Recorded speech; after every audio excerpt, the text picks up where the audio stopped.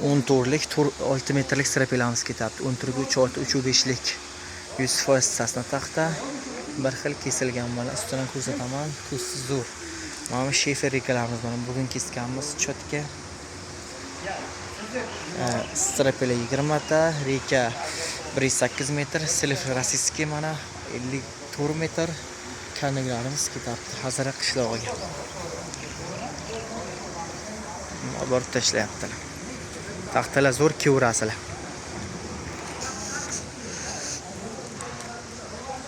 Oldindan ko'rinishlar taxtalar.